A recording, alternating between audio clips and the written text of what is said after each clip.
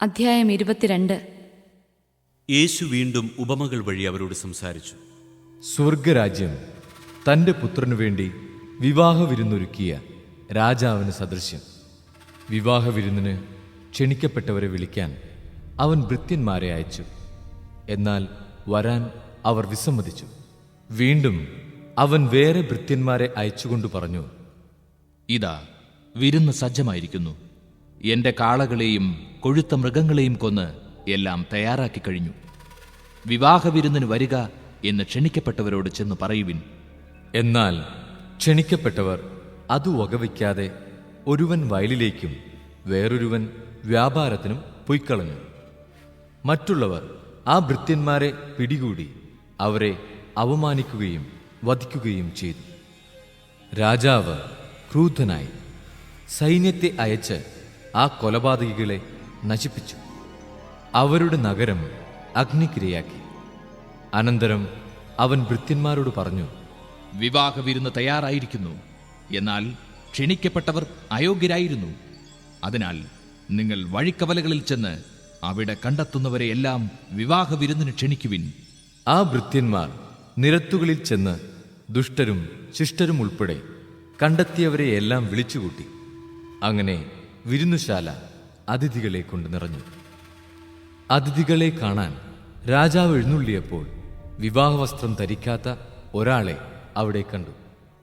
രാജാവ് അവനോട് ചോദിച്ചു, സ്നേഹിത, വിവാഹ വസ്ത്രം ധരിക്കാതെ നീ ഇവിടെ പ്രവേശിച്ചതെങ്ങനെ? അവൻ മൗനം അവലംബിച്ചു.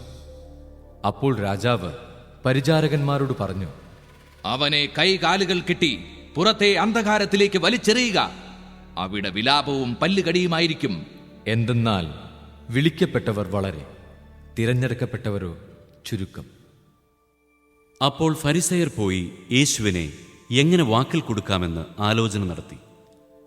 അവർ തങ്ങളുടെ അനുയായികളെ ഹേറോദേസ് പക്ഷക്കാരോടൊത്ത് അവന്റെ അടുത്ത് അയച്ചു ചോദിച്ചു, ഗുരു, നീ സത്യവാനാണെന്നും ആരുടെയും മുഖം നോക്കാതെ നിർഭയനായി ദൈവത്തിൻ്റെ വഴി സത്യമായി പഠിപ്പിക്കുന്നുവെന്നും ഞങ്ങൾ അറിയുന്നു. അതുകൊണ്ട് ഞങ്ങളോട് പറയുക, നിനക്കെന്തു തോന്നുന്നു? സീസറിന് നികുതി കൊടുക്കുന്നത് നിയമാനുസൃതമാണോ അല്ലയോ? അവരുടെ ദുഷ്ടത മനസ്സിലാക്കിക്കൊണ്ട് യേശു പറഞ്ഞു, കപടനാട്യക്കാരെ, നിങ്ങൾ എന്നെ പരീക്ഷിക്കുന്നതെന്ത്? നികുതിക്കുള്ള നാണയം എന്നെ കാണിക്കുക. അവർ ഒരു ദനാർ അവനെ കാണിച്ചു. യേശു ചോദിച്ചു, ഈ രൂപവും ലിഖിതവും ആരുടേതാണ്? സീസറിൻ്റേത് എന്നവർ പറഞ്ഞു. അവൻ അരുളി ചെയ്തു, സീസറിനുള്ളത് സീസറിനും ദൈവത്തിനുള്ളത് ദൈവത്തിനും കൊടുക്കുക. ഇത് കേട്ട് അവർ വിസ്മയഭരിതരായി അവനെ വിട്ടുപോയി. പുനരുത്ഥാനമില്ലെന്ന് പറയുന്ന സദുക്കായർ അന്നു തന്നെ അവനെ സമീപിച്ച് ചോദിച്ചു, ഗുരു, ഒരുവൻ സന്താനമില്ലാതെ മരിച്ചാൽ അവന്റെ സഹോദരൻ ആ വിധവയെ വിവാഹം ചെയ്ത് സഹോദരന് സന്താനങ്ങളെ ഉൽപ്പാദിപ്പിക്കണമെന്ന് മോശ അനുശാസിച്ചിട്ടുണ്ട്. ഞങ്ങളുടെ ഇടയിൽ 7 സഹോദരന്മാരുണ്ടായിരുന്നു. ഒന്നാമൻ വിവാഹം ചെയ്തു. സന്താനമില്ലാതെ ഭാര്യയെ സഹോദരന് വിട്ടുകൊണ്ട് അവൻ മരണമടഞ്ഞു. ഇങ്ങനെ തന്നെ രണ്ടാമനും മൂന്നാമനും, അങ്ങനെ 7ആമൻ വരെയും. അവസാനം ആ സ്ത്രീയും മരിച്ചു. അതിനാൽ പുനരുദ്ധാനത്തിൽ അവൾ ഈ 7 പേരിൽ ആരുടെ ഭാര്യയായിരിക്കും? അവർക്കെല്ലാം അവൾ ഭാര്യയായിരുന്നിട്ടുണ്ടല്ലോ. യേശു മറുപടി പറഞ്ഞു, വിശുദ്ധ ലിഖിതങ്ങളോ ദൈവത്തിന്റെ ശക്തിയോ മനസ്സിലാക്കാത്തതിനാൽ നിങ്ങൾക്ക് തെറ്റുപറ്റിയിരിക്കുന്നു. പുനരുത്ഥാനത്തിൽ അവർ വിവാഹം ചെയ്യുകയോ ചെയ്തു കൊടുക്കുകയോ ഇല്ല. പിന്നെയോ അവർ സ്വർഗദൂതന്മാരെ പോലെയായിരിക്കും. ഞാൻ അബ്രാഹത്തിന്റെ ദൈവവും ഇസഹാക്കിന്റെ ദൈവവും യാക്കോബിന്റെ ദൈവവുമാണ് എന്ന് മരിച്ചവരുടെ പുനരുത്ഥാനത്തെപ്പറ്റി ദൈവം നിങ്ങളോട് അരുളി ചെയ്തിരിക്കുന്നത് നിങ്ങൾ വായിച്ചിട്ടില്ലേ? അവിടുന്ന് മരിച്ചവരുടെയല്ല, ജീവിക്കുന്നവരുടെ ദൈവമാണ്. ജനക്കൂട്ടം ഇത് കേട്ടപ്പോൾ അവന്റെ പ്രബോധനത്തെപ്പറ്റി ആശ്ചര്യപ്പെട്ടു. യേശു സദുക്കായരെ വാക്കുമുട്ടിച്ചെന്ന് കേട്ടപ്പോൾ ഫരിസയർ ഒന്നിച്ചുകൂടി. അവരിൽ ഒരു നിയമപണ്ഡിതൻ അവനെ പരീക്ഷിക്കാൻ ചോദിച്ചു, ഗുരു, നിയമത്തിലെ അതിപ്രധാനമായ കൽപ്പന ഏതാണ്? അവൻ പറഞ്ഞു, നീ നിന്റെ ദൈവമായ കർത്താവിനെ പൂർണ്ണ ഹൃദയത്തോടും പൂർണ്ണ ആത്മാവോടും പൂർണ്ണ മനസ്സോടും കൂടെ സ്നേഹിക്കുക. ഇതാണ് പ്രധാനവും പ്രഥമവുമായ കൽപ്പന. രണ്ടാമത്തെ കൽപ്പനയും ഇതിന് തുല്യം തന്നെ. അതായത്, നിന്നെപ്പോലെ നിന്റെ അയൽക്കാരനെയും സ്നേഹിക്കുക. ഈ 2 കൽപ്പനകളിൽ സമസ്ത നിയമവും പ്രവാചകന്മാരും അധിഷ്ഠിതമായിരിക്കുന്നു. ഫരിസയർ ഒരുമിച്ച് കൂടിയപ്പോൾ യേശു അവരോട് ചോദിച്ചു, നിങ്ങൾ ക്രിസ്തുവിനെപ്പറ്റി എന്തു വിചാരിക്കുന്നു? അവൻ ആരുടെ പുത്രനാണ്? ദാവീദിന്റെ എന്നവർ പറഞ്ഞു. അവൻ ചോദിച്ചു, അങ്ങനെയെങ്കിൽ ദാവീദ് ആത്മാവിനാൽ പ്രചോദിതനായി അവനെ കർത്താവ് എന്ന് വിളിക്കുന്നതെങ്ങനെ? അവൻ പറയുന്നു, കർത്താവ് എൻ്റെ കർത്താവിനോട് അരുളിച്ചെയ്തു, ഞാൻ നിന്റെ ശത്രുക്കളെ നിന്റെ പാദങ്ങൾക്ക് കീഴിലാക്കുവോളം നീ എൻ്റെ വലത്തുഭാഗത്ത് ഉപവിഷ്ടനാവുക. ദാവീദ് അവനെ കർത്താവേ എന്ന് വിളിക്കുന്നുവെങ്കിൽ അവൻ അവൻ്റെ പുത്രനാകുന്നതെങ്ങനെ? അവനോട് ഉത്തരമായി ഒരു വാക്കുപോലും പറയാൻ ആർക്കും കഴിഞ്ഞില്ല. അന്നു മുതൽ അവനോട് എന്തെങ്കിലും ചോദിക്കാൻ ആരും ധൈര്യപ്പെട്ടതുമില്ല. അധ്യായം 12. യേശു അവരോട് ഉപമകൾ വഴി സംസാരിക്കാൻ തുടങ്ങി. ഒരുവൻ ഒരു മുന്തിരിത്തോട്ടം നട്ടുപിടിപ്പിച്ചു. അതിനു ചുറ്റും വേലി കെട്ടി മുന്തിരിച്ചക്ക് സ്ഥാപിച്ചു. ഒരു ഗോപുരവും പണിതു. അത് കൃഷിക്കാരെ ഏൽപ്പിച്ചിട്ട് അവൻ അവിടെ നിന്ന് പോയി. സമയമായപ്പോൾ മുന്തിരിഫലങ്ങളിൽ നിന്ന് തൻ്റെ ഓഹരി ശേഖരിക്കാൻ അവൻ കൃഷിക്കാരുടെ അടുത്തേക്ക് ഭൃത്യനെ അയച്ചു. എന്നാൽ അവർ അവനെ പിടിച്ച് അടിക്കുകയും വെറും കൈയോടെ പറഞ്ഞയക്കുകയും ചെയ്തു. വീണ്ടും അവൻ മറ്റൊരു ഭൃത്യനെ അയച്ചു. അവർ അവനെ തലയ്ക്ക് പരിക്കേൽപ്പിക്കുകയും അപമാനിച്ചയക്കുകയും ചെയ്തു. അവൻ വീണ്ടും ഒരുവനെ അയച്ചു. അവനെ അവർ കൊന്നുകളഞ്ഞു. മറ്റു പലരെയും അയച്ചു. ചിലരെ അവർ അടിക്കുകയും ചിലരെ കൊല്ലുകയും ചെയ്തു. അവന് ഇനി ഒരുവൻ മാത്രം അവശേഷിച്ചു, തൻ്റെ പ്രിയപുത്രൻ. എൻ്റെ പുത്രനെ അവർ മാനിക്കുമെന്ന് പറഞ്ഞ് അവസാനം അവനെയും അവരുടെ അടുത്തേക്ക് അയച്ചു. കൃഷിക്കാർ പരസ്പരം പറഞ്ഞു, ഇവനാണ് അവകാശി, ഇവനെ നമുക്ക് കൊന്നുകളയാം. അവകാശം നമ്മുടേതാകും. അവർ അവനെ പിടിച്ച് കൊന്ന് മുന്തിരിത്തോട്ടത്തിന് വെളിയിലേക്കെറിഞ്ഞു. ഇനി മുന്തിരിത്തോട്ടത്തിൻ്റെ ഉടമസ്ഥൻ എന്തു ചെയ്യും? അവൻ വന്ന് ആ കൃഷിക്കാരെ നശിപ്പിച്ച് മുന്തിരിത്തോട്ടം വേറെ ആളുകളെ ഏൽപ്പിക്കും. ഈ വിശുദ്ധ ലിഖിതം നിങ്ങൾ വായിച്ചിട്ടില്ലേ? പണിക്കാർ ഉപേക്ഷിച്ച കല്ല് തന്നെ മൂലക്കല്ലായി തീർന്നു. ഇത് കർത്താവിൻ്റെ പ്രവൃത്തിയാണ്. നമ്മുടെ ദൃഷ്ടിയിൽ ഇത് അത്ഭുതകരമായിരിക്കുന്നു. തങ്ങൾക്കെതിരായിട്ടാണ് ഈ ഉപമ അവൻ പറഞ്ഞതെന്ന് മനസ്സിലാക്കി അവർ അവനെ പിടിക്കാൻ ശ്രമിച്ചു. എന്നാൽ ജനക്കൂട്ടത്തെ അവർ ഭയപ്പെട്ടു. അതുകൊണ്ട് അവർ അവനെ വിട്ടുപോയി. അവനെ വാക്കിൽ കൊടുക്കുന്നതിനു വേണ്ടി കുറെ ഫരിസയരെയും ഹേറോദേസ് പക്ഷക്കാരെയും അവർ അവൻ്റെ അടുത്തേക്ക് അയച്ചു. അവർ വന്ന് അവനോട് പറഞ്ഞു, ഗുരു, നീ സത്യവാനാണെന്നും ആരുടെയും മുഖം നോക്കാതെ നിർഭയം ദൈവത്തിൻ്റെ വഴി സത്യമായി പഠിപ്പിക്കുന്നെന്നും ഞങ്ങൾ അറിയുന്നു. സീസറിന് നികുതി കൊടുക്കുന്നത് നിയമാനുസൃതമോ അല്ലയോ?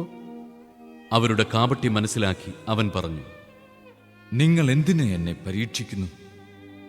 ഒരു ധനാറ എൻ്റെ അടുത്ത് കൊണ്ടുവരിക, ഞാൻ കാണട്ടെ. അവർ അത് കൊണ്ടുവന്നപ്പോൾ അവൻ ചോദിച്ചു, ഈ രൂപവും ലിഖിതവും ആരുടേതാണ്? സീസറിൻ്റേത് എന്നവർ പറഞ്ഞു. യേശു അവരോട് പറഞ്ഞു, സീസറിനുള്ളത് സീസറിനും ദൈവത്തിനുള്ളത് ദൈവത്തിനും കൊടുക്കുക. അവർ അവനെക്കുറിച്ച് വിസ്മയിച്ചു. അനന്തരം പുനരുത്ഥാനമില്ല എന്ന് പറഞ്ഞിരുന്ന സദുക്കായർ അവനെ സമീപിച്ച് ചോദിച്ചു, ഗുരു, ഒരുവൻ സന്താനമില്ലാതെ മരിക്കുകയും ഭാര്യ ജീവിച്ചിരിക്കുകയും ചെയ്യുന്നെങ്കിൽ അവന്റെ സഹോദരൻ അവളെ ഭാര്യയായി സ്വീകരിച്ച് അവനു വേണ്ടി സന്താനങ്ങളെ ഉൽപ്പാദിപ്പിക്കണമെന്ന് മോശയുടെ കൽപ്പനയിലുണ്ട്. ഒരിടത്ത് 7 സഹോദരന്മാരുണ്ടായിരുന്നു. ഒന്നാമൻ ഒരുവളെ വിവാഹം ചെയ്തു. അവൻ സന്താനമില്ലാതെ മരിച്ചു. രണ്ടാമൻ അവളെ സ്വീകരിച്ചു. അവനും സന്താനമില്ലാതെ മരിച്ചു. മൂന്നാമനും അങ്ങനെ തന്നെ സംഭവിച്ചു. ഇങ്ങനെ 7 പേരും സന്താനമില്ലാതെ മരിച്ചു. അവസാനം ആ സ്ത്രീയും മരിച്ചു. പുനരുദ്ധാനത്തിൽ അവർ ഉയർത്തെഴുന്നേൽക്കുമ്പോൾ അവൾ ആരുടെ ഭാര്യയായിരിക്കും? അവൾ 7 പേരുടെയും ഭാര്യയായിരുന്നല്ലോ. യേശു അവരോട് പറഞ്ഞു, വിശുദ്ധ ലിഖിതങ്ങളോ ദൈവത്തിൻ്റെ ശക്തിയോ അറിയാത്തതുകൊണ്ടല്ലേ നിങ്ങൾക്ക് തെറ്റുപറ്റുന്നത്? എന്തെന്നാൽ മരിച്ചവരിൽ നിന്ന് ഉയർത്തെഴുന്നേൽക്കുമ്പോൾ അവർ വിവാഹം ചെയ്യുകയോ ചെയ്തു കൊടുക്കുകയോ ഇല്ല. മറിച്ച് അവർ സ്വർഗത്തിലെ ദൂതന്മാരെ പോലെയായിരിക്കും. മരിച്ചവർ ഉയർത്തെഴുന്നേൽക്കുന്നതിനെക്കുറിച്ച് ദൈവം മുൾപടർപ്പിൽ നിന്ന് മോശയോട് അരുളി ചെയ്തത് എന്താണെന്ന് മോശയുടെ പുസ്തകത്തിൽ നിങ്ങൾ വായിച്ചിട്ടില്ലേ? അവിടുന്ന് പറഞ്ഞു, ഞാൻ അബ്രാഹത്തിന്റെ ദൈവവും ഇസഹാക്കിന്റെ ദൈവവും യാക്കോബിന്റെ ദൈവവും ആണ്. അവിടുന്ന് മരിച്ചവരുടെയല്ല, ജീവിക്കുന്നവരുടെ ദൈവമാണ്. നിങ്ങൾക്ക് വലിയ തെറ്റുപറ്റിയിരിക്കുന്നു. ഒരു നിയമജ്ഞൻ വന്ന് അവരുടെ വിവാദം കേട്ടു. അവൻ നന്നായി ഉത്തരം പറയുന്നുവെന്ന് മനസ്സിലാക്കി അവനോട് ചോദിച്ചു, എല്ലാറ്റിലും പ്രധാനമായ കൽപ്പന ഏതാണ്? യേശു പ്രതിവചിച്ചു, ഇതാണ് ഒന്നാമത്തെ കൽപ്പന. ഇസ്രായേലേ, കേൾക്കുക, നമ്മുടെ ദൈവമായ കർത്താവാണ് ഏക കർത്താവ്. നീ നിന്റെ ദൈവമായ കർത്താവിനെ പൂർണ്ണ ഹൃദയത്തോടും പൂർണ്ണ ആത്മാവോടും പൂർണ്ണ മനസ്സോടും പൂർണ്ണ ശക്തിയോടും കൂടെ സ്നേഹിക്കുക. രണ്ടാമത്തെ കൽപ്പന, നിന്നെപ്പോലെ തന്നെ നിന്റെ അയൽക്കാരനെയും സ്നേഹിക്കുക. ഇവയേക്കാൾ വലിയ കൽപ്പനയൊന്നുമില്ല. നിയമജ്ഞൻ പറഞ്ഞു, ഗുരു, അങ്ങ് പറഞ്ഞത് ശരി തന്നെ. അവിടുന്ന് ഏകനാണെന്നും അവിടുന്നല്ലാതെ മറ്റൊരു ദൈവമില്ലെന്നും അവിടുത്തെ പൂർണ്ണ ഹൃദയത്തോടും പൂർണ്ണ മനസ്സോടും പൂർണ്ണ ശക്തിയോടും കൂടെ സ്നേഹിക്കുന്നതും തന്നെപ്പോലെ തന്നെ അയൽക്കാരനെ സ്നേഹിക്കുന്നതും എല്ലാ ദഹന ബലികളെയും യാഗങ്ങളെയും കാൾ മഹനീയമാണെന്നും അങ്ങ് പറഞ്ഞത് സത്യമാണ്. അവൻ ബുദ്ധിപൂർവം മറുപടി പറഞ്ഞു എന്ന് മനസ്സിലാക്കി യേശു പറഞ്ഞു, നീ ദൈവരാജ്യത്തിൽ നിന്ന് അകലെയല്ല. പിന്നീട് യേശുവിനോട് ചോദ്യം ചോദിക്കാൻ ആരും ധൈര്യപ്പെട്ടില്ല. ദേവാലയത്തിൽ പഠിപ്പിച്ചുകൊണ്ടിരുന്നപ്പോൾ യേശു ചോദിച്ചു, ക്രിസ്തു ദാവീദിന്റെ പുത്രനാണെന്ന് നിയമജ്ഞർ പറയുന്നതെങ്ങനെ? പരിശുദ്ധാത്മാവിനാൽ പ്രചോദിതനായി ദാവീദ് തന്നെ പറഞ്ഞിട്ടുണ്ട്, കർത്താവ് എൻ്റെ കർത്താവിനോട് അരുളി ചെയ്തു, ഞാൻ നിന്റെ ശത്രുക്കളെ നിന്റെ പാദങ്ങൾക്ക് കീഴിലാക്കുവോളം നീ എൻ്റെ വലത്തുഭാഗത്ത് ഉപവിഷ്ടനാവുക. ദാവീദ് തന്നെ അവനെ കർത്താവ് എന്ന് വിളിക്കുന്നു. പിന്നെ എങ്ങനെയാണ് അവൻ അവൻ്റെ പുത്രനാകുന്നത്? ജനക്കൂട്ടം സന്തോഷപൂർവ്വം അവന്റെ വാക്കുകൾ ശ്രവിച്ചു. അവൻ ഇങ്ങനെ പഠിപ്പിച്ചു, നിങ്ങൾ നിയമജ്ഞരെ സൂക്ഷിച്ചുകൊള്ളുവിൻ.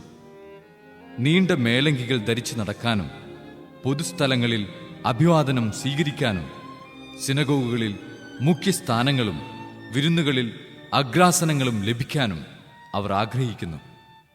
എന്നാൽ അവർ വിധവകളുടെ ഭവനങ്ങൾ വിഴുങ്ങുകയും ദീർഘമായി പ്രാർത്ഥിക്കുന്നുവെന്ന് നടിക്കുകയും ചെയ്യുന്നു. ഇവർക്ക് കൂടുതൽ കഠിനമായ ശിക്ഷാവിധി ലഭിക്കും. അവൻ ഭണ്ഡാരത്തിന് എതിർവശത്തിരുന്ന് ജനക്കൂട്ടം ഭണ്ഡാരത്തിൽ നാണയത്തുട്ടുകൾ ഇടുന്നത് ശ്രദ്ധിച്ചു. പല ധനവാന്മാരും വലിയ തുകകൾ നിക്ഷേപിച്ചു. അപ്പോൾ ദരിദ്രയായ ഒരു വിധവ വന്ന് ഏറ്റവും വില കുറഞ്ഞ് 2 ചെമ്പു നാണയങ്ങളിട്ടു. അവൻ ശിഷ്യന്മാരെ അടുത്തു വിളിച്ചു പറഞ്ഞു, സത്യമായി ഞാൻ നിങ്ങളോട് പറയുന്നു, ഈ ദരിദ്ര വിധവ മറ്റാരെയുംകാൾ കൂടുതൽ ഭണ്ഡാരത്തിൽ നിക്ഷേപിച്ചിരിക്കുന്നു. എന്തെന്നാൽ അവരെല്ലാവരും തങ്ങളുടെ സമൃദ്ധിയിൽ നിന്ന് സംഭാവന ചെയ്തു. ഇവളാകട്ടെ തൻ്റെ ദാരിദ്ര്യത്തിൽ നിന്ന് തനിക്കുണ്ടായിരുന്നതെല്ലാം തൻ്റെ ഉപജീവനത്തിനുള്ള വക മുഴുവനും നിക്ഷേപിച്ചിരിക്കുന്നു. അധ്യായം 23. യേശു ജനക്കൂട്ടത്തോടും തന്റെ ശിഷ്യന്മാരോടും അരുളി ചെയ്തു, നിയമജ്ഞരും ഫരിസേയരും മോശയുടെ സിംഹാസനത്തിൽ ഇരിക്കുന്നു. അതിനാൽ അവർ നിങ്ങളോട് പറയുന്നതെല്ലാം അനുസരിക്കുകയും അനുഷ്ഠിക്കുകയും ചെയ്യുവിൻ. എന്നാൽ അവരുടെ പ്രവൃത്തികൾ നിങ്ങൾ അനുകരിക്കരുത്. അവർ പറയുന്നു, പ്രവർത്തിക്കുന്നില്ല. അവർ ഭാരമുള്ള ചുമടുകൾ മനുഷ്യരുടെ ചുമലിൽ വച്ചുകൊടുക്കുന്നു. സഹായിക്കാൻ ചെറുവിരൽ അനക്കാൻ പോലും തയ്യാറാകുന്നുമില്ല. മറ്റുള്ളവർ കാണുന്നതിനു വേണ്ടിയാണ് അവർ തങ്ങളുടെ പ്രവൃത്തികളെല്ലാം ചെയ്യുന്നത്. അവർ തങ്ങളുടെ നെറ്റിപ്പട്ടകൾക്ക് വീതിയും വസ്ത്രത്തിൻ്റെ തൊങ്ങലുകൾക്ക് നീളവും കൂട്ടുന്നു. വിരുന്നുകളിൽ പ്രമുഖ സ്ഥാനവും സിനഗോഗുകളിൽ പ്രധാന പീഠവും നഗരവീഥികളിൽ അഭിവാദനവും ഇഷ്ടപ്പെടുന്നു. റബ്ബി എന്ന് സംബോധന ചെയ്യപ്പെടാനും ആഗ്രഹിക്കുന്നു. എന്നാൽ നിങ്ങൾ റബ്ബി എന്ന് വിളിക്കപ്പെടരുത്. എന്തെന്നാൽ നിങ്ങൾക്ക് ഒരു ഗുരുവേയുള്ളൂ. നിങ്ങളെല്ലാം സഹോദരന്മാരാണ്. ഭൂമിയിൽ ആരെയും നിങ്ങൾ പിതാവെന്ന് വിളിക്കരുത്. എന്തെന്നാൽ നിങ്ങൾക്ക് ഒരു പിതാവേയുള്ളൂ, സ്വർഗസ്ഥനായ പിതാവ്. നിങ്ങൾ നേതാക്കന്മാർ എന്നും വിളിക്കപ്പെടരുത്. എന്തെന്നാൽ ക്രിസ്തുവാണ് നിങ്ങളുടെ ഏക നേതാവ്. നിങ്ങളിൽ ഏറ്റവും വലിയവൻ നിങ്ങളുടെ ശുശ്രൂഷകനായിരിക്കണം. തന്നെ തന്നെ ഉയർത്തുന്നവൻ താഴ്ത്തപ്പെടും, തന്നെ തന്നെ താഴ്ത്തുന്നവൻ ഉയർത്തപ്പെടും. കപടനാട്യക്കാരായ നിയമജ്ഞരെ, ഫരിസേയരെ, നിങ്ങൾക്ക് ദുരിതം. നിങ്ങൾ മനുഷ്യരുടെ മുമ്പിൽ സ്വർഗരാജ്യം അടച്ചുകളയുന്നു. നിങ്ങൾ അതിൽ പ്രവേശിക്കുന്നില്ല, പ്രവേശിക്കാൻ വരുന്നവരെ അനുവദിക്കുന്നുമില്ല. കപടനാട്യക്കാരായ നിയമജ്ഞരെ, ഫരിസേയരെ, നിങ്ങൾക്ക് ദുരിതം. ഒരുവനെ നിങ്ങളുടെ മതത്തിൽ ചേർക്കാൻ നിങ്ങൾ കടലും കരയും ചുറ്റി സഞ്ചരിക്കുന്നു. ചേർന്ന് കഴിയുമ്പോൾ നിങ്ങൾ അവനെ നിങ്ങളുടെ ഇരട്ടി നരകസന്തതിയാക്കി തീർക്കുന്നു. അന്ധരായ മാർഗദർശികളെ, നിങ്ങൾക്ക് ദുരിതം. നിങ്ങൾ പറയുന്നു, ഒരുവൻ ദേവാലയത്തെക്കൊണ്ട് ആണയിട്ടാൽ ഒന്നുമില്ല, ദേവാലയത്തിലെ സ്വർണത്തെക്കൊണ്ട് ആണയിട്ടാൽ അവൻ കടപ്പെട്ടവനാണ്. അന്ധരും മൂഢരുമായവരെ, ഏതാണ് വലുത്? സ്വർണമോ സ്വർണത്തെ പവിത്രമാക്കുന്ന ദേവാലയമോ? നിങ്ങൾ പറയുന്നു, ഒരുവൻ ബലിപീഠത്തെക്കൊണ്ട് ആണയിട്ടാൽ ഒന്നുമില്ല, എന്നാൽ ബലിപീഠത്തിലെ കാഴ്ചവസ്തുവിനെ കൊണ്ട് ആണയിട്ടാൽ അവൻ കടപ്പെട്ടവനാണ്. അന്ധരെ, ഏതാണ് വലുത്? കാഴ്ചവസ്തുവോ കാഴ്ചവസ്തുവിനെ പവിത്രമാക്കുന്ന ബലിപീഠമോ? ബലിപീഠത്തെക്കൊണ്ട് ആണയിടുന്നവൻ അതിനെക്കൊണ്ടും അതിന്മേലുള്ള എല്ലാ വസ്തുക്കളെക്കൊണ്ടും ആണയിടുന്നു. ദേവാലയത്തെക്കൊണ്ട് ആണയിടുന്നവൻ അതിനെക്കൊണ്ടും അതിൽ വസിക്കുന്നവനെക്കൊണ്ടും ആണയിടുന്നു. സ്വർഗത്തെക്കൊണ്ട് ആണയിടുന്നവൻ ദൈവത്തിൻ്റെ സിംഹാസനത്തെക്കൊണ്ടും അതിലിരിക്കുന്നവനെക്കൊണ്ടും ആണയിടുന്നു. കപടനാട്യക്കാരായ നിയമജ്ഞരെ, ഫരിസേയരെ, നിങ്ങൾക്ക് ദുരിതം.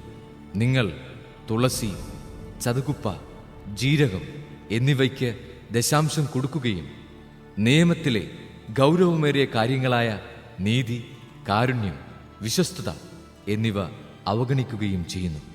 ഇവയാണ് നിങ്ങൾ ചെയ്യേണ്ടിയിരുന്നത്. മറ്റുള്ളവ അവഗണിക്കാതെ തന്നെ. അന്ധരായ മാർഗദർശികളെ, കൊതുകിനെ അരിച്ചു നീക്കുകയും ഒട്ടകത്തെ വിഴുങ്ങുകയും ചെയ്യുന്നവരാണ് നിങ്ങൾ. കപടനാട്യക്കാരായ നിയമജ്ഞരെ, ഫരിസേയരെ, നിങ്ങൾക്ക് ദുരിതം. നിങ്ങൾ പാനപാത്രത്തിൻ്റെയും ഭക്ഷണപാത്രത്തിൻ്റെയും പുറം വെടിപ്പാക്കുന്നു, എന്നാൽ അവയുടെ ഉള്ള് കവർച്ചയും ആർത്തിയും കൊണ്ട് നിറഞ്ഞിരിക്കുന്നു. അന്ധനായ ഫരിസേയ, പാനപാത്രത്തിൻ്റെയും ഭക്ഷണപാത്രത്തിൻ്റെയും പുറം കൂടി ശുദ്ധിയാകാൻ വേണ്ടി ആദ്യമേ അകം ശുദ്ധിയാക്കുക. കപടനാട്യക്കാരായ നിയമജ്ഞരെ, ഫരിസേയരെ, നിങ്ങൾക്ക് ദുരിതം. നിങ്ങൾ വെള്ളയടിച്ച കുഴിമാടങ്ങൾക്ക് സദൃശരാണ്. അവ പുറമേ മനോഹരമായി കാണപ്പെടുന്നെങ്കിലും അവയ്ക്കുള്ളിൽ മരിച്ചവരുടെ അസ്ഥികളും സർവ്വവിധ മാലിന്യങ്ങളും നിറഞ്ഞുകിടക്കുന്നു. അതുപോലെ ബാഹ്യമായി മനുഷ്യർക്ക് നല്ലവരായി കാണപ്പെടുന്ന നിങ്ങൾ ഉള്ളിൽ കാപട്യവും അനീതിയും നിറഞ്ഞവരാണ്. കപടനാട്യക്കാരായ നിയമജ്ഞരെ, ഫരിസേയരെ, നിങ്ങൾക്ക് ദുരിതം. നിങ്ങൾ പ്രവാചകന്മാർക്ക് ശവകുടീരങ്ങൾ നിർമ്മിക്കുകയും നീതിമാന്മാരുടെ സ്മാരകങ്ങൾ അലങ്കരിക്കുകയും ചെയ്തുകൊണ്ട് പറയുന്നു, ഞങ്ങൾ ഞങ്ങളുടെ പിതാക്കന്മാരുടെ കാലത്ത് ജീവിച്ചിരുന്നെങ്കിൽ പ്രവാചകന്മാരുടെ രക്തത്തിൽ അവരോടുകൂടെ പങ്കാളികളാകുമായിരുന്നില്ല എന്ന്. അങ്ങനെ നിങ്ങൾ പ്രവാചകന്മാരെ വധിച്ചവരുടെ സന്താനങ്ങളാണെന്ന് നിങ്ങൾക്ക് തന്നെ എതിരായി സാക്ഷ്യം നൽകുന്നു. നിങ്ങളുടെ പിതാക്കന്മാരുടെ ചെയ്തികൾ നിങ്ങൾ പൂർത്തിയാക്കുക. സർപ്പങ്ങളെ, അണലി സന്തതികളെ, നരകവിധിയിൽ നിന്നൊഴിഞ്ഞുമാറാൻ നിങ്ങൾക്കെങ്ങനെ കഴിയും? അതുകൊണ്ട് ഇതാ, പ്രവാചകന്മാരെയും ജ്ഞാനികളെയും നിയമജ്ഞരെയും ഞാൻ നിങ്ങളുടെ അടുക്കലേക്ക് അയക്കുന്നു. അവരിൽ ചിലരെ നിങ്ങൾ വധിക്കുകയും ക്രൂശിക്കുകയും ചെയ്യും. ചിലരെ നിങ്ങൾ നിങ്ങളുടെ സിനഗോഗുകളിൽ വെച്ച് ചമ്മട്ടി കൊണ്ടടിക്കുകയും പട്ടണം തോറും പിന്തുടർന്ന് പീഡിപ്പിക്കുകയും ചെയ്യും. അങ്ങനെ നിരപരാധനായ ആബേലിന്റെ രക്തം മുതൽ ദേവാലയത്തിനും ബലിപീഠത്തിനും മധ്യവെച്ച് നിങ്ങൾ വധിച്ച ബറാഖിയായുടെ പുത്രനായ സക്കറിയായുടെ രക്തം വരെ ഭൂമിയിൽ ചൊരിയപ്പെട്ട എല്ലാ നീതിമാന്മാരുടെയും രക്തം നിങ്ങളുടെ മേൽ പതിക്കും. സത്യമായി ഞാൻ നിങ്ങളോട് പറയുന്നു, ഇവയെല്ലാം ഈ തലമുറയ്ക്ക് സംഭവിക്കുക തന്നെ ചെയ്യും. ജെറൂസലേം, ജെറൂസലേം, പ്രവാചകന്മാരെ വധിക്കുകയും നിന്റെ അടുത്തേക്ക് അയക്കപ്പെടുന്നവരെ കല്ലെറിയുകയും ചെയ്യുന്നവളെ, പിടക്കോഴി കുഞ്ഞുങ്ങളെ ചിറകുകൾക്കുള്ളിൽ കാത്തുകൊള്ളുന്നത് പോലെ നിന്റെ സന്തതികളെ ഒരുമിച്ച് കൂട്ടാൻ ഞാൻ എത്രയോ പ്രാവശ്യം ആഗ്രഹിച്ചു. പക്ഷേ നിങ്ങൾ വിസമ്മതിച്ചു. ഇതാ നിങ്ങളുടെ ഭവനം പരിത്യക്തവും ശൂന്യവുമായി തീർന്നിരിക്കുന്നു. ഞാൻ നിങ്ങളോട് പറയുന്നു, കർത്താവിൻ്റെ നാമത്തിൽ വരുന്നവൻ അനുഗ്രഹീതനാണ് എന്ന് നിങ്ങൾ പറയുന്നതുവരെ ഇനി നിങ്ങൾ എന്നെ കാണുകയില്ല. അധ്യായം 20. ഒരു ദിവസം അവൻ ദേവാലയത്തിൽ ജനങ്ങളെ പഠിപ്പിക്കുകയും സുവിശേഷം പ്രസംഗിക്കുകയും ചെയ്തുകൊണ്ടിരിക്കുമ്പോൾ പുരോഹിത പ്രമുഖന്മാരും നിയമജ്ഞരും ജനപ്രമാണികളോടുകൂടെ അവൻ്റെ അടുത്ത് വന്നു. അവർ അവനോട് പറഞ്ഞു, എന്തധികാരത്താലാണ് നീ ഇതൊക്കെ ചെയ്യുന്നത്? അഥവാ നിനക്ക് ഈ അധികാരം നൽകിയത് ആരാണെന്ന് ഞങ്ങളോട് പറയുക. അവൻ മറുപടി പറഞ്ഞു, ഞാനും നിങ്ങളോട് ഒന്ന് ചോദിക്കട്ടെ, ഉത്തരം പറയുവിൻ.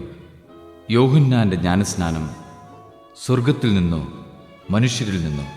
അവർ പരസ്പരം ആലോചിച്ചു. സ്വർഗത്തിൽ നിന്ന് എന്ന് നാം പറഞ്ഞാൽ പിന്നെ എന്തുകൊണ്ട് നിങ്ങൾ അവനെ വിശ്വസിച്ചില്ല എന്നവൻ ചോദിക്കും. മനുഷ്യരിൽ നിന്നെന്ന് പറഞ്ഞാൽ ജനങ്ങളെല്ലാം നമ്മെ കല്ലെറിയും. എന്തെന്നാൽ യോഹന്നാൻ ഒരു പ്രവാചകനാണെന്ന് അവർ വിശ്വസിച്ചിരുന്നു. അതിനാൽ അവർ മറുപടി പറഞ്ഞു, എവിടെ നിന്ന് എന്ന് ഞങ്ങൾക്ക് അറിഞ്ഞുകൂടാ. അപ്പോൾ യേശു പറഞ്ഞു, എന്തധികാരത്തിലാണ് ഞാനിത് ചെയ്യുന്നതെന്ന് ഞാനും നിങ്ങളോട് പറയുന്നില്ല. അവൻ ജനങ്ങളോട് ഈ ഉപമ പറഞ്ഞു. ഒരു മനുഷ്യൻ ഒരു മുന്തിരിത്തോട്ടം നട്ടുപിടിപ്പിച്ചു. അത് കൃഷിക്കാരെ ഏൽപ്പിച്ചതിന് ശേഷം ദീർഘനാളത്തേക്ക് അവിടെ നിന്ന് പോയി.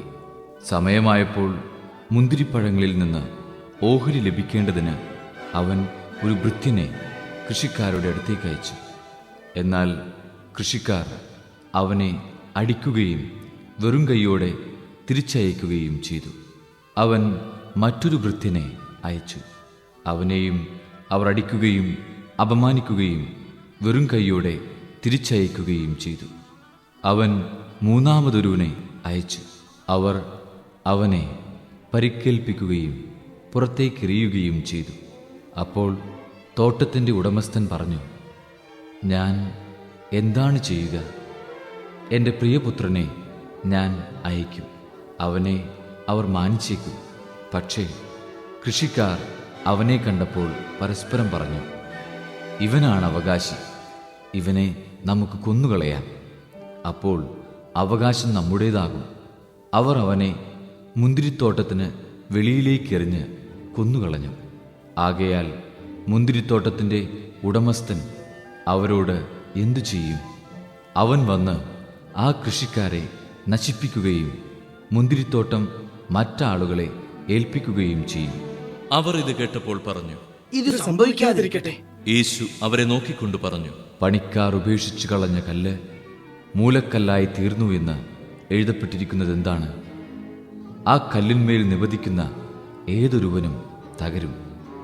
അത് ആരുടെ മേൽ പതിക്കുന്നുവോ അവനെ അത് ധൂളിയാക്കും. തങ്ങൾക്കെതിരായിട്ടാണ് ഈ ഉപമ അവൻ പറഞ്ഞതെന്ന് നിയമജ്ഞരും പ്രധാന പുരോഹിതന്മാരും മനസ്സിലാക്കി അവനെ കയ്യേറ്റം ചെയ്യാൻ ശ്രമിച്ചു. എന്നാൽ അവർ ജനങ്ങളെ ഭയപ്പെട്ടു. അതിനാൽ അവർ നീതിമാന്മാരെന്ന് ഭാവിക്കുന്ന ചാരന്മാരെ അയച്ച് അവനെ ദേശാധിപതിയുടെ അധികാരത്തിനും വിധിക്കും ഏൽപ്പിച്ചു കൊടുക്കത്തക്ക വിധം അവന്റെ വാക്കിൽ നിന്ന് എന്തെങ്കിലും പിടിച്ചെടുക്കാൻ അവസരം കാത്തിരുന്നു. അവർ അവനോട് പറഞ്ഞു, ഗുരു, നീ ശരിയായി സംസാരിക്കുകയും പഠിപ്പിക്കുകയും ചെയ്യുന്നവനും മുഖം നോക്കാതെ ദൈവത്തിൻ്റെ വഴി സത്യമായി പഠിപ്പിക്കുന്നവനുമാണെന്ന് ഞങ്ങൾക്കറിയാം. ഞങ്ങൾ സീസറിന് നികുതി കൊടുക്കുന്നത് നിയമാനുസൃതമോ അല്ലയോ? അവൻ അവരുടെ കൗശലം മനസ്സിലാക്കി അവരോട് പറഞ്ഞു, നിങ്ങൾ ഒരു ദനാറ എന്നെ കാണിക്കുവിൻ. ആരുടെ രൂപവും ലിഖിതവുമാണ് ഇതിലുള്ളത്? അവർ പറഞ്ഞു, സീസറിൻ്റേത്. അവൻ അവരോട് പറഞ്ഞു, എങ്കിൽ സീസറിനുള്ളത് സീസറിനും ദൈവത്തിനുള്ളത് ദൈവത്തിനും കൊടുക്കുവിൻ. ജനങ്ങളുടെ സാന്നിധ്യത്തിൽ വെച്ച് അവനെ വാക്കിൽ കൊടുക്കാൻ അവർക്ക് സാധിച്ചില്ല. അവന്റെ മറുപടിയിൽ ആശ്ചര്യപ്പെട്ട് അവർ മൗനം അവലംബിച്ചു. പുനരുത്ഥാനം നിഷേധിക്കുന്ന സദുക്കായരിൽ ചിലർ അവനെ സമീപിച്ച് ചോദിച്ചു, ഗുരു, ഒരാളുടെ വിവാഹിതനായ സഹോദരൻ സന്താനമില്ലാതെ മരിച്ചാൽ അവൻ ആ സഹോദരൻ്റെ വിധവയെ സ്വീകരിച്ച് അവനു വേണ്ടി സന്താനത്തെ ഉൽപ്പാദിപ്പിക്കണമെന്ന് മോശ കൽപ്പിച്ചിട്ടുണ്ട്. ഒരിടത്ത് 7 സഹോദരന്മാരുണ്ടായിരുന്നു. ഒന്നാമൻ ഒരുവളെ വിവാഹം ചെയ്തു. അവൻ സന്താനമില്ലാതെ മരിച്ചു. അനന്തരം രണ്ടാമനും പിന്നെ മൂന്നാമനും അവളെ ഭാര്യയായി സ്വീകരിച്ചു. അങ്ങനെ 7 പേരും സന്താനമില്ലാതെ മരിച്ചു. അവസാനം ആ സ്ത്രീയും മരിച്ചു. പുനരുദ്ധാനത്തിൽ അവൾ അവരിൽ ആരുടെ ഭാര്യയായിരിക്കും? അവൾ 7 പേരുടെയും ഭാര്യയായിരുന്നല്ലോ. യേശു അവരോട് പറഞ്ഞു, ഈ യുഗത്തിൻ്റെ സന്താനങ്ങൾ വിവാഹം ചെയ്യുകയും ചെയ്തു കൊടുക്കുകയും ചെയ്യുന്നു. എന്നാൽ വരാനിരിക്കുന്ന യുഗത്തെ പ്രാപിക്കുന്നതിനും മരിച്ചവരിൽ നിന്ന് ഉയിർക്കുന്നതിനും യോഗ്യരായവർ വിവാഹം ചെയ്യുകയോ ചെയ്തു കൊടുക്കുകയോ ഇല്ല. പുനരുത്ഥാനത്തിൻ്റെ മക്കൾ എന്ന നിലയിൽ അവർ ദൈവദൂതന്മാർക്ക് തുല്യരും ദൈവമക്കളുമാണ്. ആകയാൽ അവർക്ക് ഇനിയും മരിക്കാൻ സാധിക്കുകയില്ല. മോശ പോലും മുൾപ്പടർപ്പിങ്കൽ വെച്ച് കർത്താവിനെ അബ്രാഹത്തിൻ്റെ ദൈവമെന്നും ഇസഹാക്കിൻ്റെ ദൈവമെന്നും യാക്കോബിൻ്റെ ദൈവമെന്നും വിളിച്ചുകൊണ്ട് മരിച്ചവർ ഉയിർക്കുമെന്ന് കാണിച്ചു തന്നിട്ടുണ്ട്. അവിടുന്ന് മരിച്ചവരുടെ അല്ല, ജീവിക്കുന്നവരുടെ ദൈവമാണ്. അവിടത്തേക്ക് എല്ലാവരും ജീവിക്കുന്നവർ തന്നെ. നിയമജ്ഞരിൽ ചിലർ പറഞ്ഞു, ഗുരു, നീ ശരിയായി സംസാരിക്കുന്നു. അവനോട് എന്തെങ്കിലും ചോദിക്കാൻ പിന്നീട് അവർ മുതിർന്നില്ല. അപ്പോൾ അവൻ അവരോട് ചോദിച്ചു, ക്രിസ്തു ദാവീദിൻ്റെ പുത്രനാണെന്ന് പറയാൻ എങ്ങനെ കഴിയും? ദാവീദ് തന്നെയും സങ്കീർത്തന പുസ്തകത്തിൽ പറയുന്നു, കർത്താവ് എൻ്റെ കർത്താവിനോട് അരുളി ചെയ്തു, ഞാൻ നിന്റെ ശത്രുക്കളെ നിനക്ക് പാദപീഠമാക്കുവോളം നീ എൻ്റെ വലത്തുഭാഗത്ത് ഇരിക്കുക. ദാവീദ് അവനെ കർത്താവ് എന്ന് വിളിക്കുന്നു. പിന്നെ എങ്ങനെയാണ് അവൻ ദാവീദിൻ്റെ പുത്രനാകുന്നത്? സകല മനുഷ്യരും കേൾക്കെ അവൻ ശിഷ്യരോട് പറഞ്ഞു, നിയമജ്ഞരെ സൂക്ഷിച്ചുകൊള്ളുവിൻ.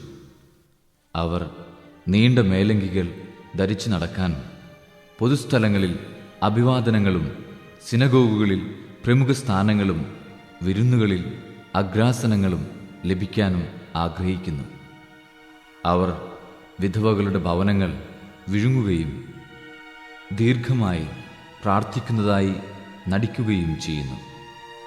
അവർക്ക് കൂടുതൽ കഠിനമായ ശിക്ഷാവിധി ലഭിക്കും. അധ്യായം 21.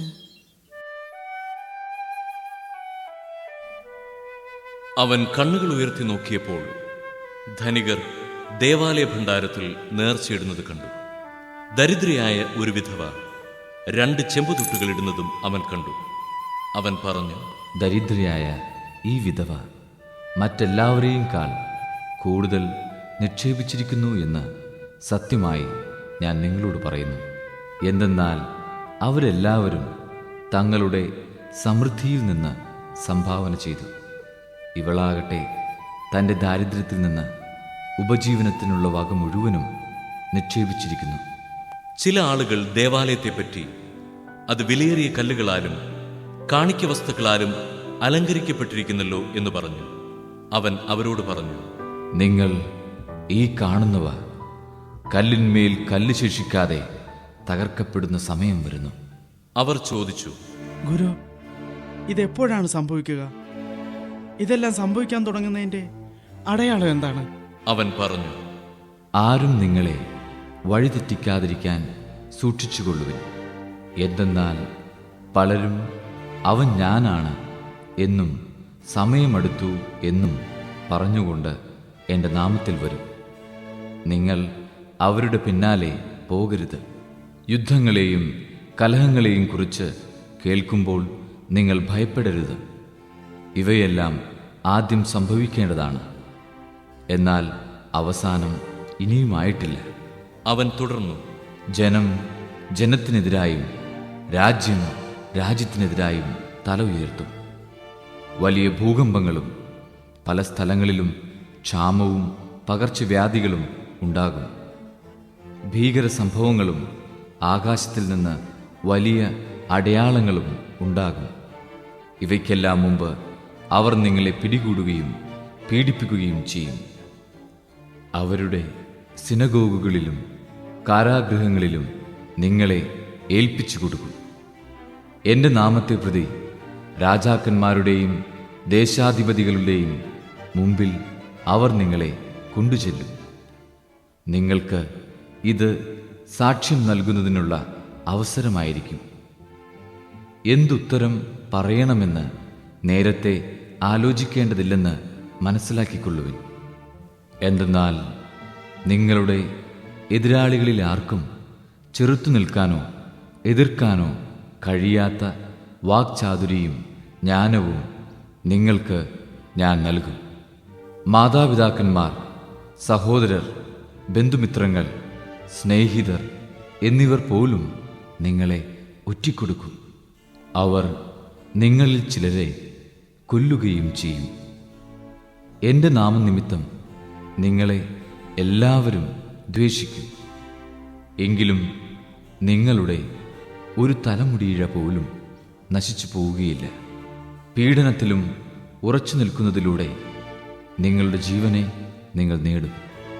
ജെറൂസലേമിന് ചുറ്റും സൈന്യം താവളമടിച്ചിരിക്കുന്നത് കാണുമ്പോൾ അതിൻ്റെ നാശം അടുത്തിരിക്കുന്നു എന്ന് അറിഞ്ഞുകൊള്ളുവിൻ.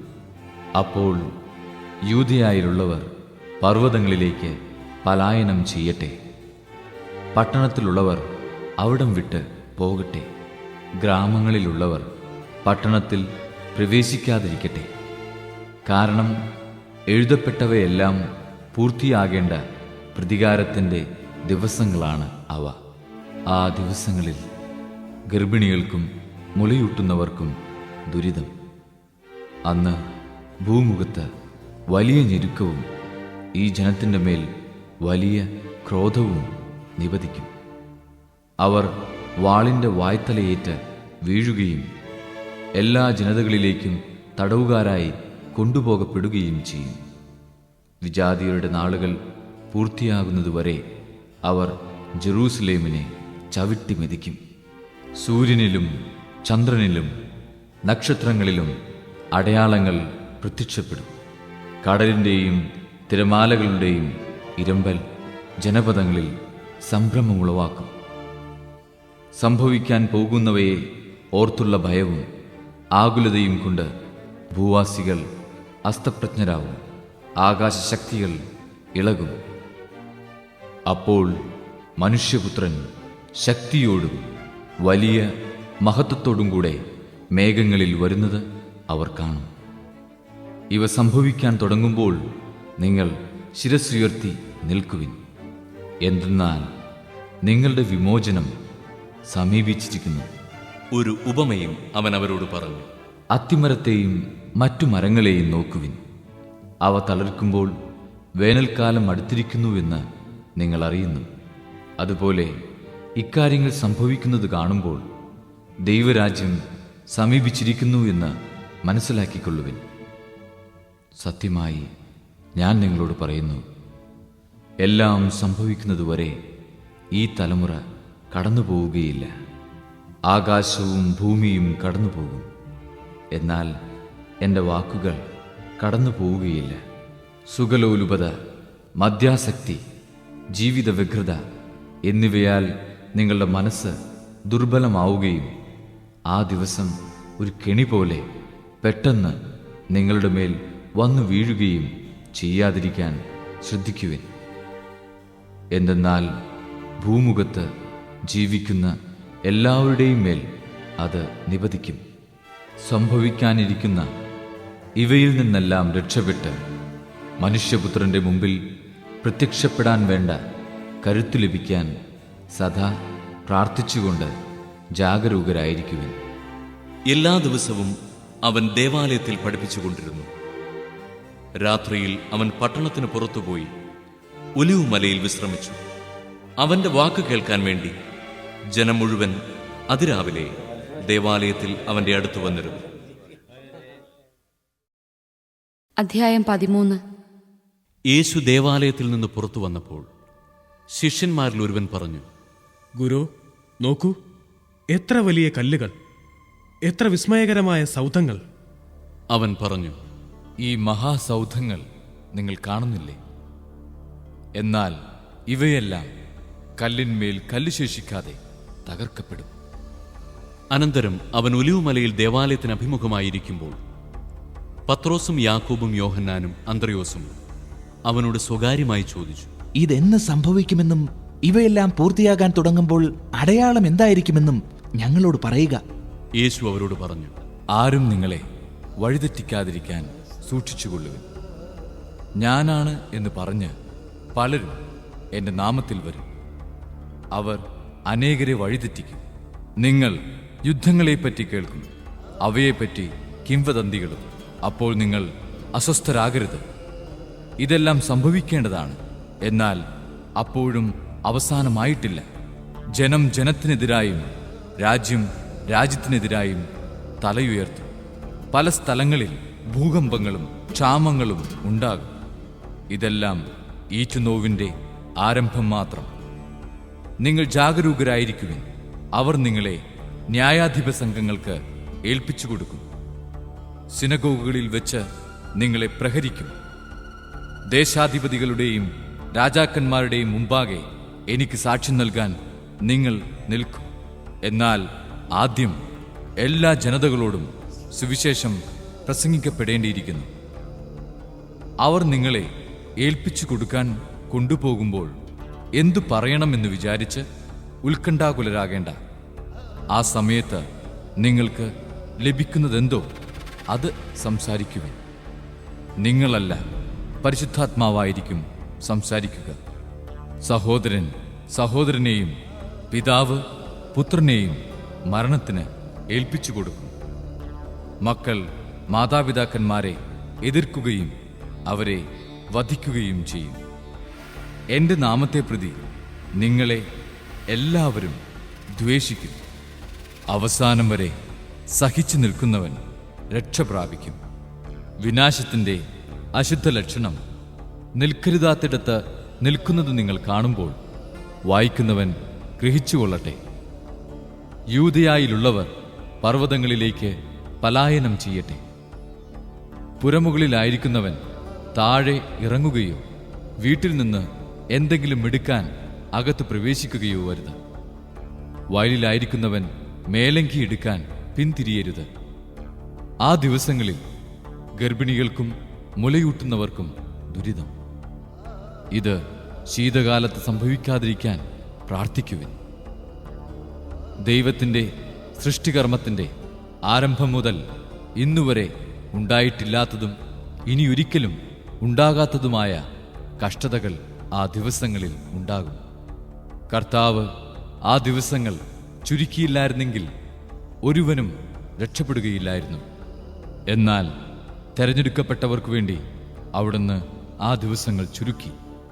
ഇതാ ക്രിസ്തു ഇവിടെ, അതാ അവിടെ എന്ന് ആരെങ്കിലും പറഞ്ഞാൽ നിങ്ങൾ വിശ്വസിക്കരുത്. കാരണം കള്ളക്രിസ്തുമാരും വ്യാജപ്രവാചകന്മാരും പ്രത്യക്ഷപ്പെടും. സാധ്യമെങ്കിൽ തെരഞ്ഞെടുക്കപ്പെട്ടവരെ വഴിതെറ്റിക്കുന്നതിന് അടയാളങ്ങളും അത്ഭുതങ്ങളും അവർ പ്രവർത്തിക്കും. നിങ്ങൾ ജാഗരൂകരായിരിക്കുവിൻ.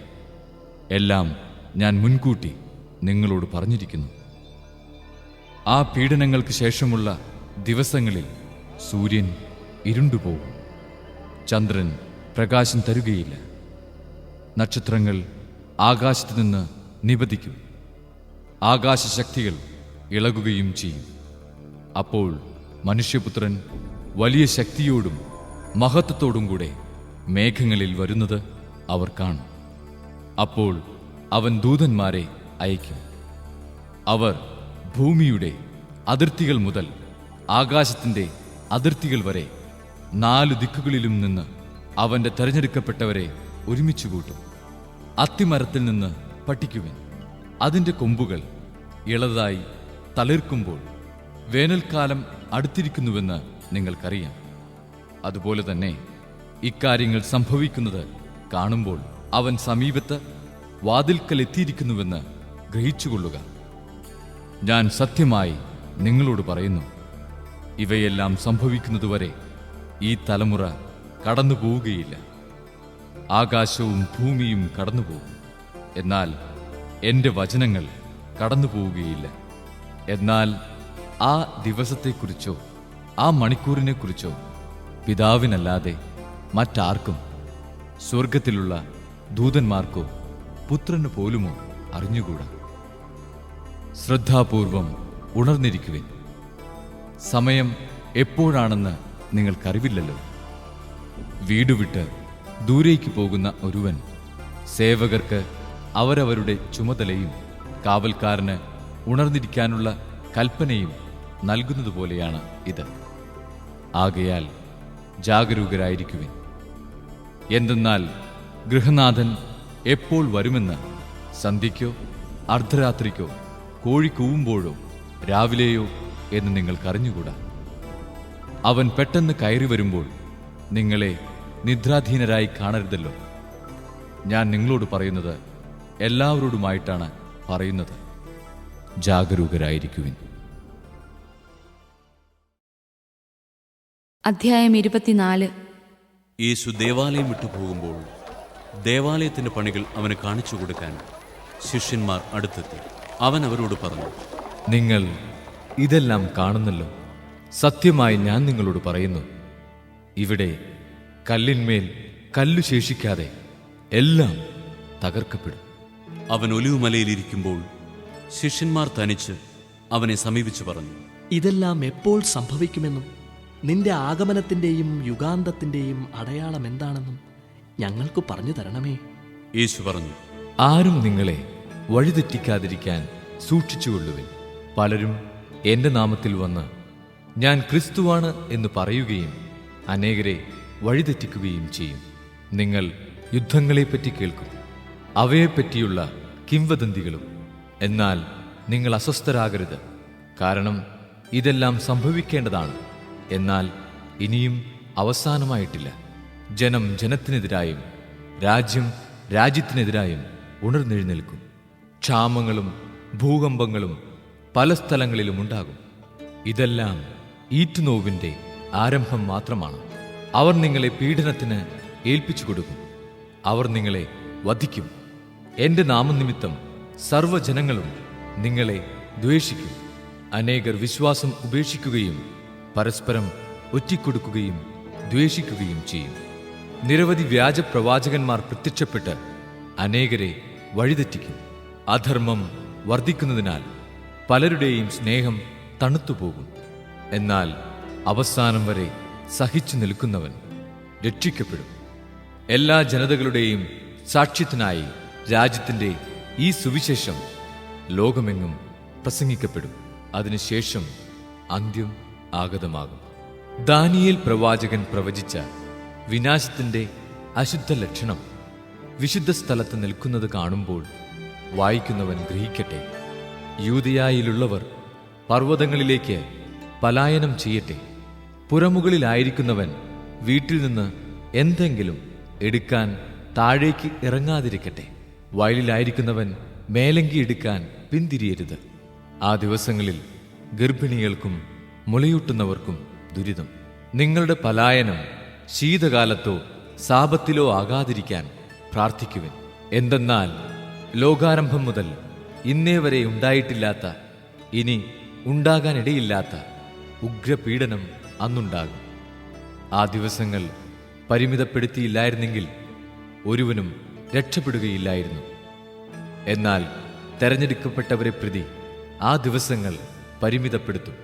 ഇതാ ക്രിസ്തു ഇവിടെ അല്ലെങ്കിൽ അവിടെ എന്ന് ആരെങ്കിലും പറഞ്ഞാൽ നിങ്ങൾ വിശ്വസിക്കരുത്. കാരണം കള്ളക്രിസ്തുമാരും വ്യാജപ്രവാചകന്മാരും പ്രത്യക്ഷപ്പെടുകയും സാധ്യമെങ്കിൽ തിരഞ്ഞെടുക്കപ്പെട്ടവരെ പോലും വഴിതെറ്റിക്കത്തക്ക വിധം വലിയ അടയാളങ്ങളും അത്ഭുതങ്ങളും കാണിക്കുകയും ചെയ്യും. ഇതാ ഞാൻ മുൻകൂട്ടി നിങ്ങളോട് പറഞ്ഞിരിക്കുന്നു. അതുകൊണ്ട് അവൻ മരുഭൂമിയിലുണ്ടെന്ന് അവർ പറഞ്ഞാൽ നിങ്ങൾ പുറപ്പെടരുത്. അവൻ മുറിക്കുള്ളിലുണ്ട് എന്ന് പറഞ്ഞാലും നിങ്ങൾ വിശ്വസിക്കരുത്. കിഴക്കുനിന്ന് പടിഞ്ഞാറോട്ട് പായുന്ന മിന്നൽ പിണർ പോലെയായിരിക്കും മനുഷ്യപുത്രന്റെ ആഗമനം. ശവമുള്ളിടത്ത് കഴുകന്മാർ വന്നുകൂടും. അക്കാലത്തെ പീഡനങ്ങൾക്ക് ശേഷം പൊടുന്നനെ സൂര്യൻ ഇരുണ്ടുപോകും, ചന്ദ്രൻ പ്രകാശം തരുകയില്ല, നക്ഷത്രങ്ങൾ ആകാശത്തിൽ നിന്ന് നിപതിക്കും, ആകാശശക്തികൾ ഇളകുകയും ചെയ്യും. അപ്പോൾ ആകാശത്തിൽ മനുഷ്യപുത്രന്റെ അടയാളം പ്രത്യക്ഷപ്പെടും. ഭൂമിയിലെ സർവ്വഗോത്രങ്ങളും വിലപിക്കുകയും മനുഷ്യപുത്രൻ വാനമേഘങ്ങളിൽ ശക്തിയോടും മഹത്വത്തോടും കൂടെ വരുന്നത് കാണുകയും ചെയ്യും. വലിയ കാഹളധ്വനിയോടുകൂടെ തന്റെ ദൂതന്മാരെ അവൻ അയക്കും.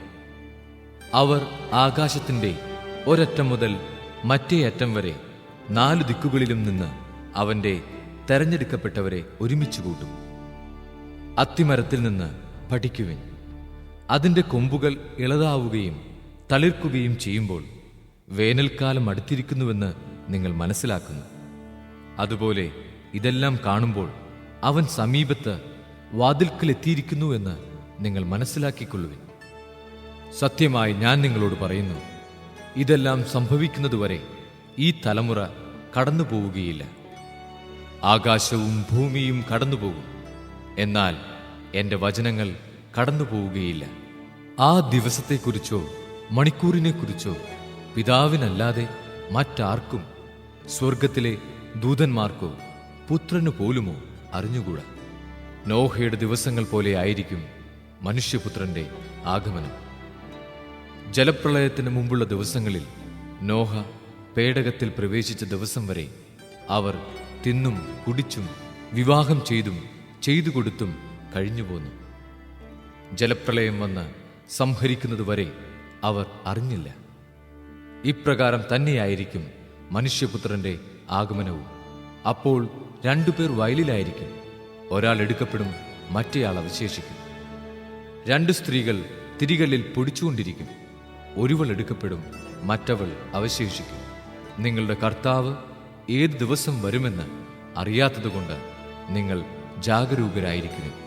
കള്ളൻ രാത്രിയിൽ ഏത് സമയത്താണ് വരുന്നതെന്ന് ഗൃഹനാഥൻ അറിഞ്ഞിരുന്നെങ്കിൽ അവൻ ഉണർന്നിരിക്കുകയും തന്റെ ഭവനം കവർച്ച ചെയ്യാൻ ഇടകൊടുക്കാതിരിക്കുകയും ചെയ്യുമായിരുന്നു എന്ന് നിങ്ങൾ അറിയുന്നു. അതിനാൽ നിങ്ങളും തയ്യാറായിരിക്കണം. നിങ്ങൾ പ്രതീക്ഷിക്കാത്ത മണിക്കൂറിലായിരിക്കും മനുഷ്യപുത്രൻ വരുന്നത്. തന്റെ ഭവനത്തിലുള്ളവർക്ക് കൃത്യസമയത്ത് ഭക്ഷണം കൊടുക്കാൻ യജമാനൻ നിയോഗിച്ച വിശ്വസ്തനും വിവേകിയുമായ ഭൃത്യനാരാണ്? യജമാനൻ വരുമ്പോൾ അപ്രകാരം ചെയ്യുന്നതായി കാണപ്പെടുന്ന ഭൃത്യൻ ഭാഗ്യവാൻ. സത്യമായി ഞാൻ നിങ്ങളോട് പറയുന്നു, യജമാനൻ അവനെ തന്റെ വസ്തുക്കളുടെ എല്ലാം മേൽനോട്ടക്കാരനായി നിയമിക്കും. എന്നാൽ ദുഷ്ടനായ ഭൃത്യൻ എന്റെ യജമാനൻ താമസിച്ചേ വരൂ എന്ന് പറഞ്ഞ് തന്റെ സഹഭൃത്യന്മാരെ മർദ്ദിക്കാനും മദ്യപന്മാരോടുകൂടെ ഭക്ഷിക്കാനും പാനം ചെയ്യാനും തുടങ്ങിയാൽ പ്രതീക്ഷിക്കാത്ത ദിവസത്തിലും അറിയാത്ത മണിക്കൂറിലും യജമാനൻ വന്ന് അവനെ ശിക്ഷിക്കുകയും കപടനാട്യക്കാരുടെ കൂട്ടത്തിൽ തള്ളുകയും ചെയ്യും. അവിടെ വിലാപവും പല്ലുകടിയുമായിരിക്കും.